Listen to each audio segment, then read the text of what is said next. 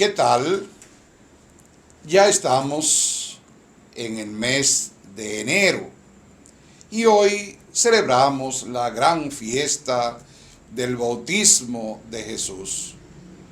Con esta fiesta de la celebración, el segundo domingo, se cierra el tiempo de Navidad para introducirnos en la liturgia del tiempo ordinario. En la Navidad y Epifanía, manifestación de Dios y manifestación del Señor a los pastores, manifestación a los reyes, manifestación a todos aquellos que estuvieron en la escena del bautismo de Jesús. Y estamos celebrando este acontecimiento que también nos invita a que tú y yo renovemos nuestro bautismo. Es un acontecimiento determinante en la historia del mundo religioso. Dios ha hecho una opción por nuestra humanidad, por la que cada uno de nosotros se ha revelado como aquel que nunca nos abandonará a un destino ciego y a la impiedad del mundo. Esa es la fuerza del misterio de la encarnación.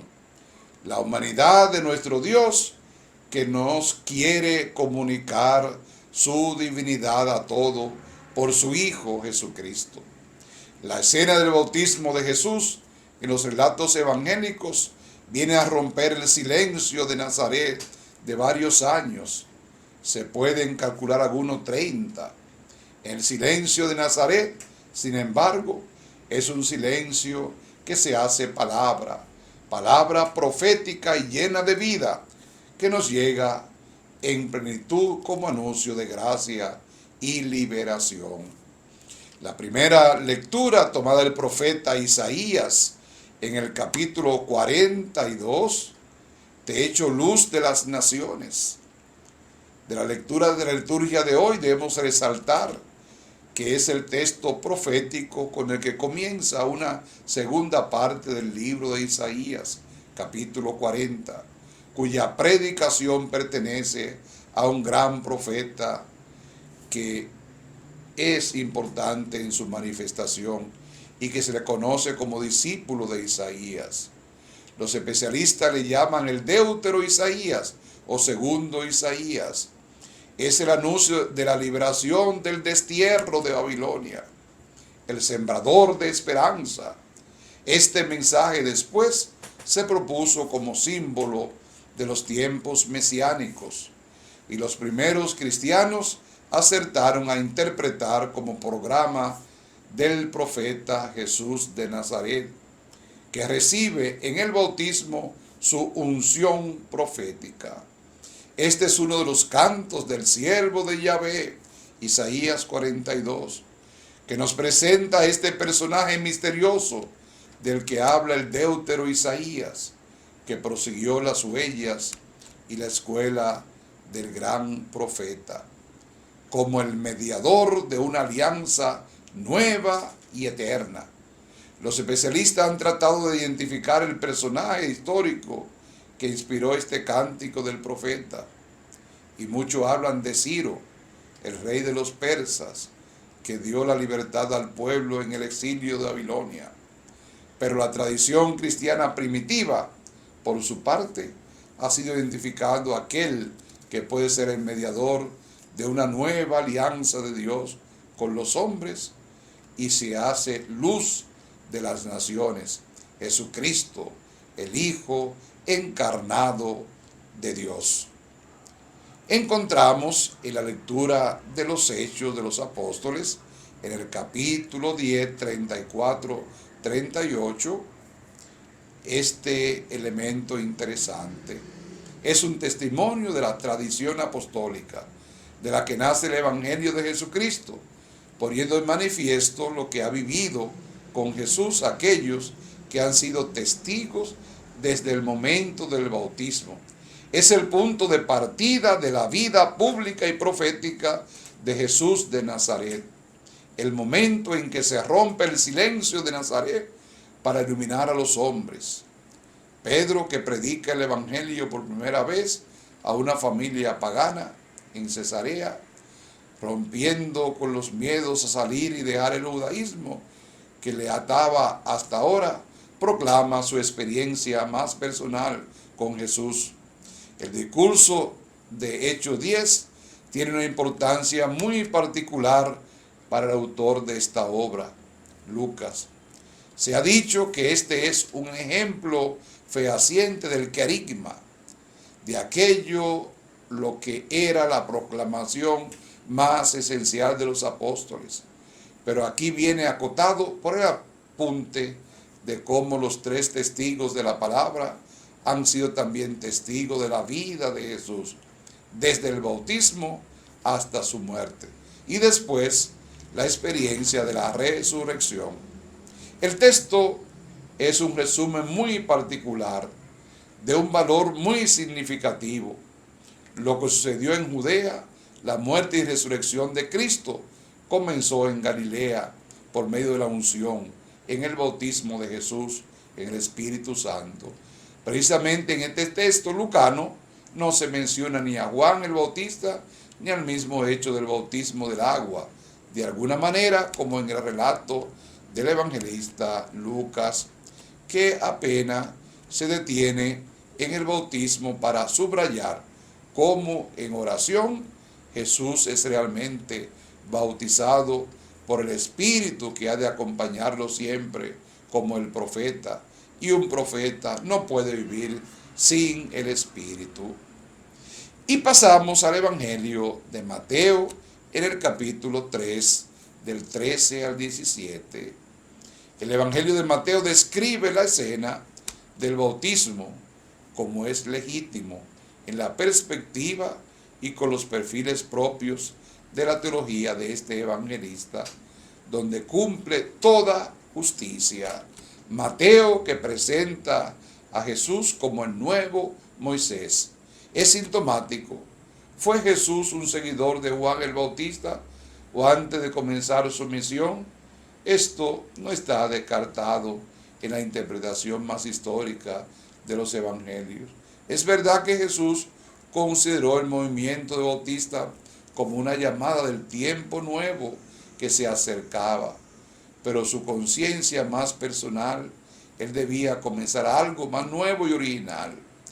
El bautismo de Jesús por Juan, sí, sin que carezca de valor histórico, no es presentado como un símbolo que permite hacer una ruptura entre el Antiguo y el Nuevo Testamento, entre la Antigua y la Nueva Alianza, entre el tiempo de preparación y el tiempo del cumplimiento de las promesas.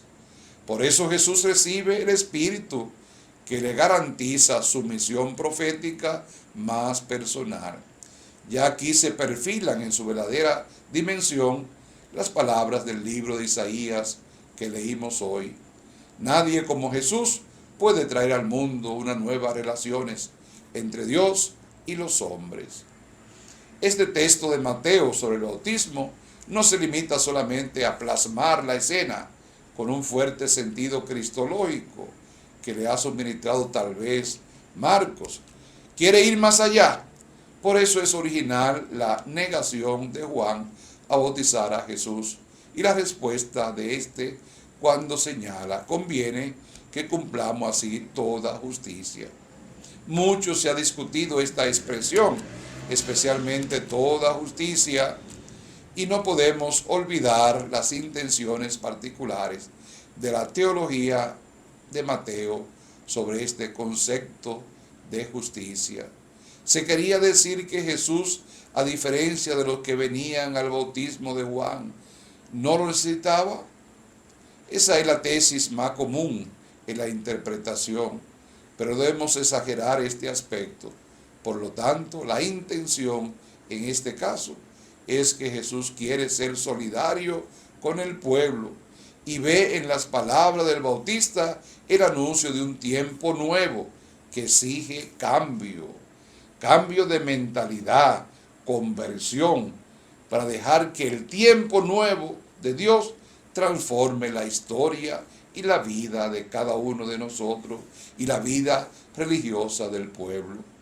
Jesús acepta ser bautizado porque quiere participar con el pueblo en este nuevo momento, del que él personalmente, por la fuerza del Espíritu, ha de ser protagonista.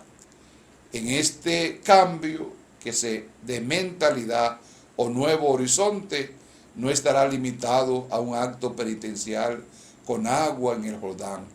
Por mucho simbolismo que entrañe, es el Espíritu que ha de recibir Jesús el que traerá esa nueva mentalidad y esa nueva época.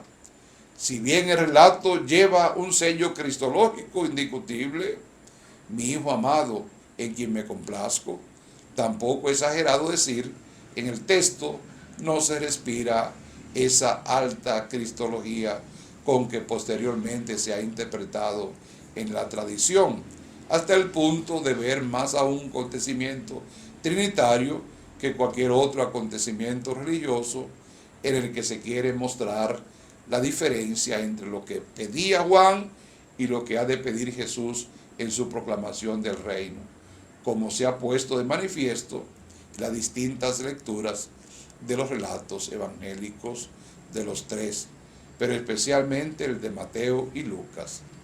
El bautismo pasa a segundo término y todo tiene el sentido de la unción profética por medio del Espíritu.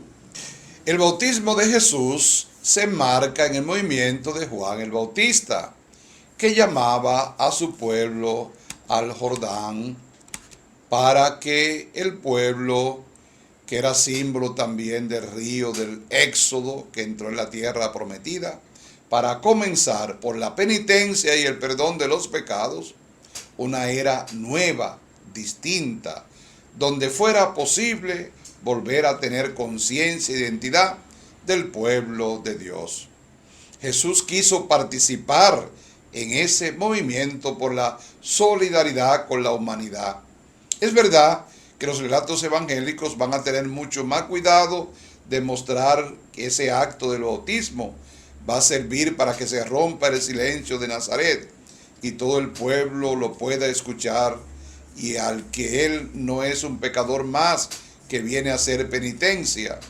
Pero no es la penitencia y los símbolos viejos lo que cambian el horizonte de la historia y de la humanidad, sino que dejemos que Dios sea verdaderamente el Señor de nuestras vidas. Hoy, al celebrar el bautismo de Jesús, también se nos invita a pensar en el nuestro. Bautismos diferentes, seres humanos distintos de Jesús, pero que también somos hijos de Dios y Él nos reconoce. No somos el Hijo de Dios, pero sí somos hijos de Dios, y por eso el bautismo nos hace hijos de Él. Por eso es importante desde pequeño asumir este compromiso para vivir la vida, para vivir a plenitud, para ser de verdad hijo de Dios. Con el bautismo nos comportamos como hijos de Dios, miembros de la iglesia, nos acercamos más al Señor. Démosle gracias a Dios porque fuimos consagrados en el bautismo. Démosle gracias a Dios porque en Jesús también tenemos un Salvador, uno que ha pasado por nuestra condición humana para llevarnos a la plenitud de los hijos de Dios. Feliz domingo para todos.